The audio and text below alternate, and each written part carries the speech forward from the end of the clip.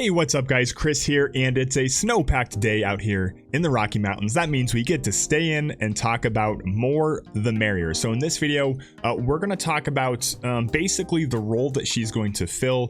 We want to talk a little bit about the vision card as well, so we're going to hop over to WotV Calc. We're not going to go through her entire kit. We're just going to do kind of a top level view and take a look at that role that she's going to fill for a lot of people's accounts, and hopefully maybe this can help you decide on whether or not you're pulling for her or chasing her, or how she can help your accounts. Personally, you guys know I'm the Wind Guru. I am not going to chase her, although I will be pulling on the first couple steps of the step up, as I do sometimes on my other account. We're just going to see if we get lucky. We'll do that at the end of the video. Last thing is that she is Lunar New Year, tiger themed. So my friends and I were having this discussion the other day, so I want to know your guys' opinion in the comment section below before we're done with the intro.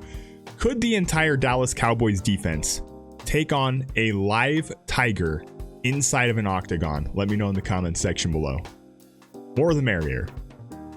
Okay guys, so we've hopped over to WotV Calc, and also again, thank you to WotV Calc for everything they do. It makes doing stuff like this really easy for us content creators. It's such a great resource. Some people have asked me in the comment section below what WotV Calc is. You can go to this website right here. You can find basically information on all the units, vision cards, equipment, everything in the game. Super helpful resource, so thank you to the folks over there. So more the merrier. Basically guys, I'm just gonna make this really easy for you. She is a light meta killer. They made this unit to kill the Jayden, Elena, Engelbert meta. The poison damage, the healing power down, the high accuracy abilities, all of that stuff that's meant to counter Elena and Engelbert. That's what she is for, and she 100% is going to shift that PvP meta at the top levels of PvP more towards Wind. So now that light team is going to have a very tough time against Wind, whereas before, if you're running like 2B, Tifa, and Leela, it was a lot harder to go after that light team. More the merrier is going to make that really easy. So I think, you know, we're going to see that shift in the Wind meta. You're going to see probably any combination of Jeume, More the Merrier, Halloween Leela, and probably Winter Luartha now, because if you're not going to run that 2B Tifa evasion, I think that kind of evasion meta for Wind is going to be over at the very top levels.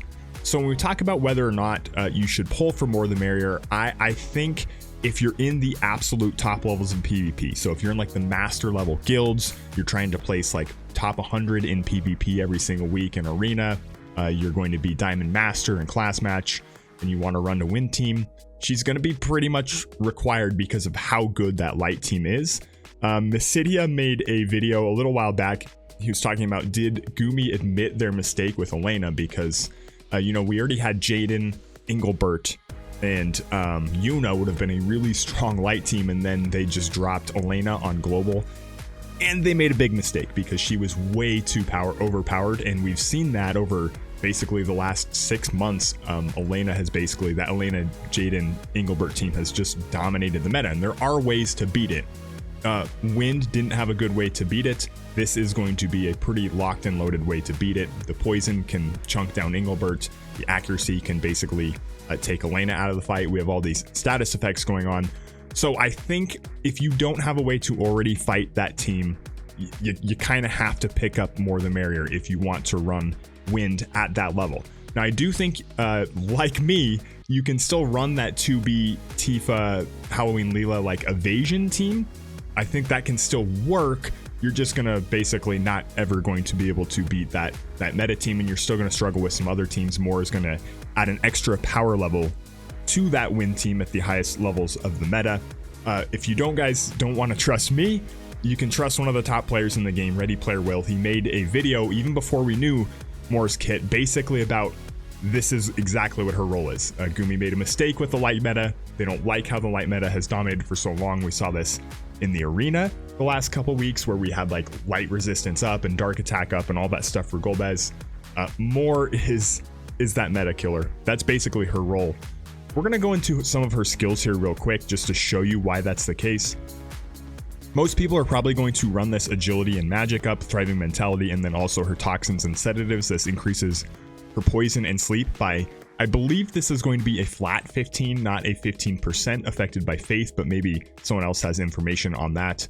And then as you go down here, I'm going to talk about a couple of abilities not a lot of people are talking about now that we see her kit, but you're going to see this good health and happiness ability. So this is something that can be upgraded as you get her into EX. This is a crazy buff. This is an AoE defense 20, spirit 20, regen 20% buff. This is going to be absolutely devastating when paired with Jeume. So basically Jeume can run out front. She throws this onto Jeume, and Jeume has an additional 20 defense and spirit for 3 turns. If you want to change Jeume's AI up so that she doesn't have to use her own defense or spirit buffs, you can do that and allow Moore to put those buffs on her. This is crazy. This is going to be AoE. That and then regen. All this stuff's going to make Jeume even harder to kill. So I expect this meta to end up being like Halloween Leela, Moore, and Jeume, or also throw in Winter Luartha. So any combination of those 4 units is going to be very strong. The second ability we're going to talk about here is she has a re-raise ability. We don't really need to talk about that too much. She's got sleep. She's got poison. This is the Engelbert killer, as people are calling it. This is basically the Engelbert killer. She does have this AP auto restore on her level 25 ability. That's going to be important as we go and talk about the vision card and whether or not you need that vision card. So basically, guys, I don't think you need this AP help, to be honest, because her first 2 turns she's probably going to be using, you could set her AI up so that she uses defense and spirit buff, and then she also uses her re-raise ability right here. So that gives you, what is this, 60 TP. That's going to give you an extra 30 AP. She shouldn't have AP problems with or without that vision card, which we're going to move over to in a second. Final notes on Moore here. Yes, she's going to be that light meta killer. If you're going to run wind at the absolute top levels of arena and you want to be able to basically thrash that light team, you got to pick her up. She's a crazy good unit, and she's still going to be good against other teams as well. It's not like she is just good against that light team. Moving on over to the vision card, I want to talk about this Fervor of the Festival vision card. I think this is a good card. I think if you pick up Moore, you probably should pick it up. If you don't have Moore Halloween Leela, you don't need this card, but I think there's ways in which you can get around this card. So the bonuses here, you have accuracy plus 23%. That's actually pretty crazy high for a wind unit. That's the best part about this card, in my opinion. AP consumption, we talked about that a little bit in Moore's kit. She probably ain't gonna need it. She ain't gonna need this 20% AP consumption down. Is it gonna be nice for her? Yeah, but she won't need it. We're going to talk about this in a second. Earth resistance by 20% for wind units. That's a completely pointless ability on this card. If you guys have a wind team and you're struggling against earth teams, you don't have a wind team. Let me just put it that way. I can throw together like Jeume, Uldoa, and I don't know, Ayaka and beat the meta earth team. You know, the Zazan, Noctis, Oberon earth team. You shouldn't need this earth resistance.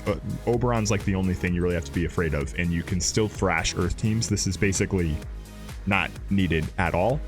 The HP on this card is going to be 13%, so we're going to go through a couple other cards where you can get this instead.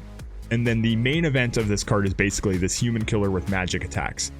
That's a really, really good buff. It's going to be an awesome buff for Leela, for Moore, and for Farouche. I'm not even going to mention Howlet because, you know, you guys know why.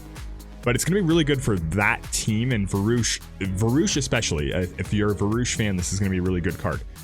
So we'll talk about how you can get around this, or ways in which you may not want to pull for this vision card. But that HP buff you can get from a couple of other cards. Like if you picked up Winter Luartha's card, this gift like no other card, this has an HP by 25%, so that's going to supersede that and basically cancel that out. So if you're already planning on running Winter Luartha in a team with Moore, you maybe don't need this card because you already have HP plus 25%. Mobius of Despair and Truth, this has HP plus 25% for wind units. Like nobody has this card maxed out. If you do have this card maxed out, if you're actually one of the people who has this card maxed out, you're on a whole different like dimension than the rest of us. The last card is Downtime. This card also has an HP buff of 15% on it, which is going to supersede that HP buff as well. Not many people run this Downtime card, but it's actually pretty decent. You have the 10 AoE resist, you have the HP ice resistance. Pretty pointless. Ice is going to kill you, but it does have 20% slash resistance. When we get to that dual vision cards for wind teams, though, this is one of those great cards you can throw in as a dual vision card that's going to have that HP bonus. Just another way you can get that HP bonus back on a couple of these other cards. I think mostly if you have Gift Like No Other, that's basically going to cancel out that HP bonus from the Fervor of the Festival. And then lastly, that magic attack, Man-Eater on magic attack. Blossoms in the Dark is a card that gives you that bonus for all magic units.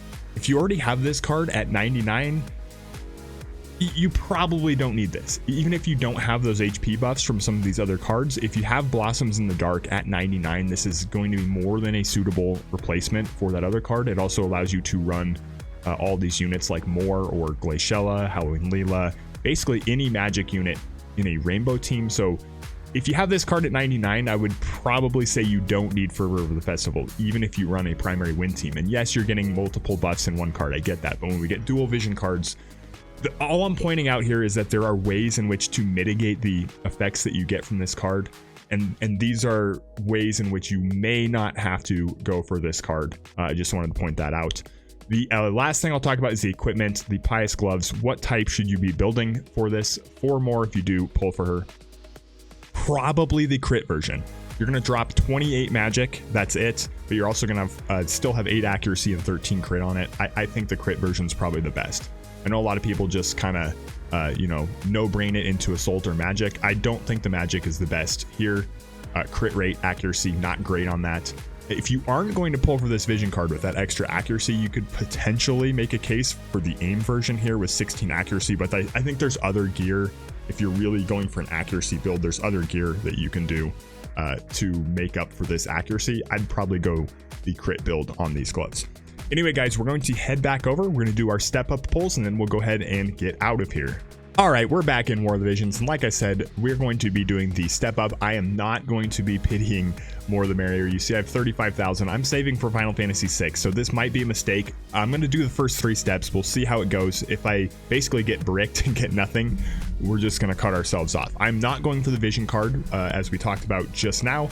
I have Blossoms in the Dark at 99. And I have a couple of those other wind vision cards. I think I'm just going to mitigate that.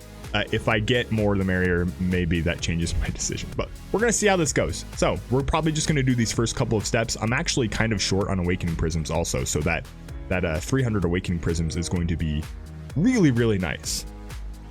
We haven't done pulls on here in a long time. Maybe this is good karma because we got the gold book right away. Could we get her on the first step? I almost hope not, because I think a lot of you guys might hate me if I get her on the first step. But we are the Wind Guru, so it would make sense. And I did have to almost go to pity for Winter Luartha. The last thing I'll note is I did chase Winter Luartha because of her TMR, not because of the unit. Maybe downplayed her unit a little bit. She's a lot better than I thought she was. I'm going to do some videos showcasing her soon. Okay, here we go. First pull. First pull. We won't do the cabbage yet, not unless we need it. Well, it's a wind mage. It's a wind mage, it's just not the one we wanted. Dang it. Ayaka? I have her at 99. I do not have her EX. I know it's good. Second pull here. Rainbow right out the gate. Dang it. We were so close, guys. So close. Will it upgrade? It will not upgrade. We're gonna see how many golds there are. If there's just one, we'll just skip it. No, I'll click through. We'll speed it up in editing. Watch this.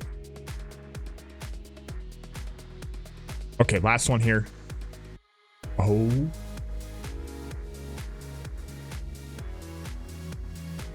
The power of cabbage.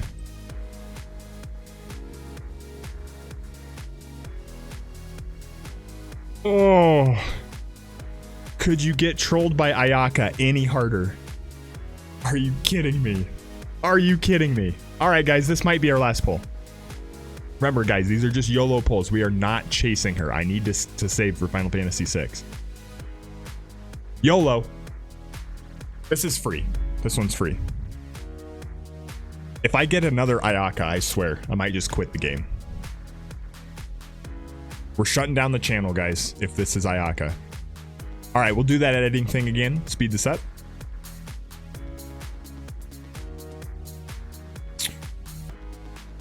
Can we get a third UR in a row? No. All right, guys. Well, we aren't going to chase her. We're going to wait for those 2 tickets in the next 2 days. Maybe we get lucky on the single pulls. Hopefully this video helped you guys decide whether or not you really want to go for Moore or the Vision card. Let me know your thoughts in the comments section below. I will link Ready Player Will's video also. He made this video before we knew her entire kit also, but he does make some really good points about her kit and kind of the role that she fills. So I'll link that in the description below. Thanks for stopping in, guys. Stay warm. We will catch you next time.